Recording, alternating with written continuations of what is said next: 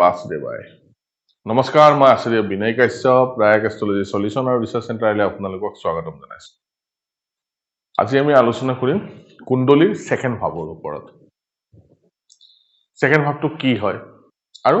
তাৰ পৰা আমি কি কি কথা জানিব পাৰো আৰু সেই সেকেন্ড ভাৱৰ গ্ৰহৰ বা সেকেন্ড ভাৱৰ মহত্ব কি হেতুৰ বিষয়ে আজি আমি জানিবলৈ চেষ্টা কৰিম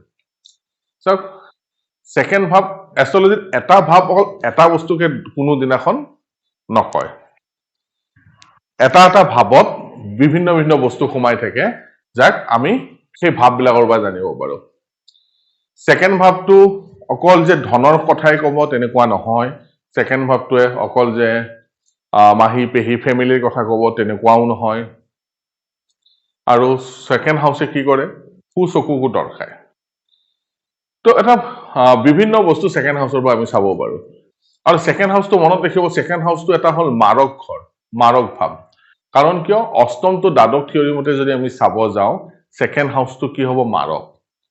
মাৰক মানে একেবাৰে মাৰি পেলাব তেনেকুৱা নহয় কিন্তু এই মাৰক গ্ৰহৰ যেতিয়া দশা অন্তৰ্দশা পৰে তেতিয়া কিছু প্ৰব্লেম আহা দেখা পোৱা যায়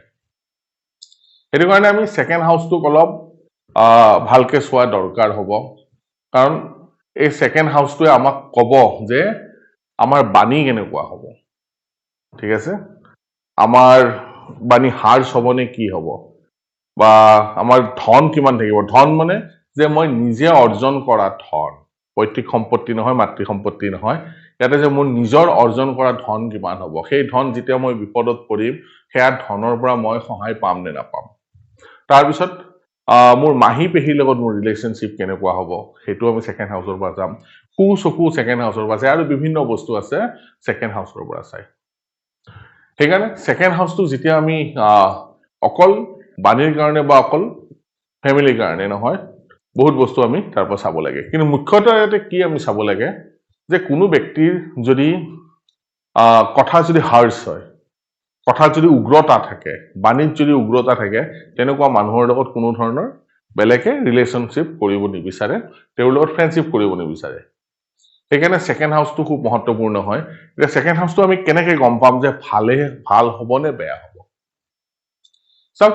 প্ৰথমতে আমি সেকেন্ড হাউসটোক চাব লাগিব যে সেই ঘৰটোত কোন কোন গ্ৰহৰ দৃষ্টি আছে সেয়া চাব সপোজ কোনো শুভ গ্ৰহৰ যদি দৃষ্টি থাকে তেনেহলে শুভ ফল আহিব যদি অশুভ গ্ৰহৰ দৃষ্টি থাকে তেনেহলে অশুভ ফল ইয়াত দেখা পোৱা যায়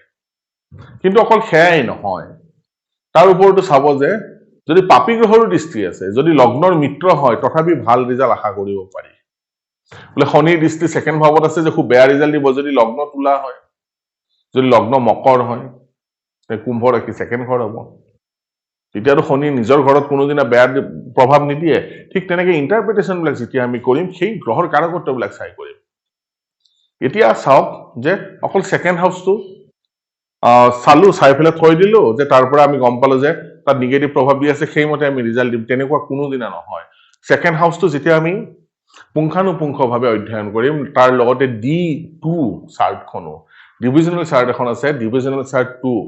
যাক হৰা কুণ্ডলী বুলি কয় সেই হৰা কুণ্ডলী চোৱা দৰকাৰ হয় কাৰণ কিয় সেই হৰা কুণ্ডলীত আমি সেকেন্ড হাউসৰ সূক্ষ্ম ৰিজাল্ট বিলাক আমি পাব পাৰো ইয়াতে হৰা কুণ্ডলীত কি হ'ব খালি দুটাই লগ্ন হ'ব হয়তো চন্দ্ৰ লগ্ন হ'ব নহলে সূৰ্য লগ্ন হ'ব সূৰ্য লগ্নত যদি হয় তাত যদি পুৰুষ গ্ৰহ থাকে তেনেহলে ধন বা ৰিলেশনশ্বিপ আদি মেইনটেইন কৰাৰ কাৰণে সুবিধা হয় বা লগ্নত যদি চন্দ্ৰ হয় ঠিক আছে কৰ্কট লগ্ন যদি হয় আৰু তাত যদি ফিমেল গ্ৰহ থাকে তেনেহলে ৰিলেশনশ্বিপ বিলাক মধুৰ হ'ব টকা পইচা আহাত সুবিধা হ'ব কিন্তু যদি ইয়াতে এটা বস্তু মনত ৰাখিব কন্ট্ৰাডিক্টৰি কোট হয় সেকেন্ড হাউসৰ হৰা কুণ্ডলী যেতিয়া আমি চাম সেকেন্ড হাউস যেতিয়া এনালাইসিস কৰিম তেতিয়া হৰা কুণ্ডলীও আমি চাম তাত কি হ'ব যদি সূৰ্য ওলাই লগ্ন হৰা লগ্ন যদি সূৰ্য হলে বা সিংহ ৰাশি ওলাই তাত যদি পুৰুষ গ্ৰহৰ সমবেশো বহুত থাকে তেনেহলে সেই মানুহজনৰ নো ডাউট ধনটো হ'ব টকা পইচা হ'ব কিন্তু এটা সাৰ্টেন ষ্ট্ৰাগলৰ পিছত হয় আৰু যদি সেই হৰা কুণ্ডলীখন যদি চন্দ্ৰৰ হৰা হয় আৰু তাত যদি ফিমেল গ্ৰহ থাকে ঠিক আছে তেনেহলে কি হ'ব ষ্ট্ৰাগলটো অলপমান কম হয় লাগাতকে অলপমান কম হয় এটা মাস্কুলিন আৰু ফেমিনিন এই বস্তুটো আমি জানিব লাগিব এইটো হল হৰা কুণ্ডলীৰ এতিয়া চন্দ্ৰ কুণ্ডলী যদি হয় তেনে মই ব্যক্তিৰ কি হ'ব, ভাষা মধুৰ হ'ব, লগতে ফেমিলিৰ লগত ৰিলেশ্যনশ্বিপ ভাল হ'ব, মাহী পেহী খুৰী খুৰা এইবিলাকৰ লগত ৰিলেশ্যনশ্বিপ খুব ভাল হয়, আৰু ধনৰ আগমনো থাকে আৰু ধন ষ্ট'ৰ হৈ থাকে। যদি কোনোবা বেংকত পইচা দিছে ধন ষ্ট'ৰ হৈ যাব, পটককে ওলাই নাযায়। কিন্তু যদি সিংহ লগ্ন হয়, সিংহ হৰা যদি হয়, তেনেহ'লে কি হ'ব, ধনটো আহিব, কিন্তু তাত কি হয়, টুইষ্ট বিলাক ক'ত থাকে, যে মানুহজন অলপ হাৰ্চ হয়, উৎকৰ্ষ কণ্ঠ হয়, অলপমান উগ্ৰ কণ্ঠৰ অধিকাৰী হয় তেওঁলোকে মাহী পেহীৰ লগত তেওঁলোকৰ ৰিলেশ্যনশ্বিপ বেয়া নহয়, কিন্তু তেওঁলোকৰ এটা এটিটিউড থাকে, তাৰ কাৰণে ৰিলেশ্যনশ্বিপটো কেনেকুৱা অলপ বেয়া যেন লাগে, কিন্তু বেয়া নহয়, ইয়াতে ভালকে চাব গ'লে বেয়া নহয়। তো হৰা কুণ্ডলী চোৱাও অত্যন্ত দৰকাৰ হ'ব। নেক্সট কথা হ'ল কি, আমি D1ত মানে যিখন মেইন কুণ্ডলী হ'ল তাত আমি চাব লাগিব যে সেই গ্ৰহৰ যিটো ছেকেণ্ড হাউচৰ অধিপতিটো ক'ত আছে। ছেকেণ্ড হাউচৰ অধিপতি যদি কোনো শুভ স্থানত থাকে, মানে কেন্দ্ৰ বা কোণত যদি থাকে, এটা প্লাছ পইণ্ট আহিব, আৰু সেই ঘৰটোত যদি শুভ গ্ৰহৰ দৃষ্টি থাকে তথাপিও প্লাছ পইণ্ট আহিব। সেই প্লাছ পইণ্টবিলাক আমি এখন চাৰ্টত লিখি থৈ দিওঁ, তাৰ পৰা যদি এনালাইচিছ কৰিম, চাব যে ভাল গ্ৰহৰ সমাৱেশ আছে ছেকেণ্ড হাউচত, বা ছেকেণ্ড হাউচৰ অধিপতি কেন্দ্ৰ বা কোণত আছে, শুভ জেগাত আছে, আৰু ডিভিজনেল চাৰ্টতো সেই পজিশ্যনবিলাক ভাল হৈ আছে, তেনেহ'লে আমি ক'ব পাৰোঁ যে তেনে জাতক বা জাতিকাৰ যেতিয়া ছেকেণ্ড হাউচৰ দশা অন্তৰ্দশা পৰিব খুব ভাল ৰিজাল্ট দিব, বা দশা অন্তৰ্দশা নপৰিলেও ভাল ৰিজাল্ট জাতক বা জাতিকাই পাব। এনেকে আমি সৰু সৰু বস্তুবিলাক অধ্যয়ন কৰিব লাগিব। অকল যে ছেকেণ্ড হাউচটো চালো তাৰ পৰা ৰিজাল্ট ক'লো তেনেকুৱা নহয়। এই ছেকেণ্ড হাউচৰ লগতে আমি ডিভিজনেল চাৰ্ট কেইখনো সমানকে চাই যাব লাগিব। সমানকে যেতিয়া আমি চাই যাম তেতিয়াহে তাৰ পৰা আমি ভাল ৰিজাল্টবিলাক উলিয়াব পাৰিম। অকল যদি ডিভিজনেল চাৰ্টখন নাচাই যদি অকল আমি লগ্ন কুণ্ডলীখন চাওঁ, তাৰ পৰা যদি এনালাইচিছ কৰোঁ, তেনেহ'লে সেয়া সঠিকভাৱে আমি পৰ্যবেক্ষণ কৰিব নোৱাৰিম, আৰু তাৰ বাবে সঠিক ৰিজাল্ট আমি নাপাম। সেইকাৰণে মনত ৰাখিব, যেতিয়া ছেকেণ্ড হাউচ আমি যেতিয়া পৰ্যবেক্ষণ কৰিম, লগতে ডিভিজনেল চাৰ্টতো D2ত কি অৱস্থা হৈ আছে সেই বস্তুখিনি চোৱা দৰকাৰ হ'ব। এই সূক্ষ্ম কুণ্ডলী আৰু মেইন কুণ্ডলীৰ যেতিয়া মিলাই আমি চাম, তাৰপিছত দশা অন্তৰ্দশা আমি চাব লাগিব, যে যিটো দশা অন্তৰ্দশা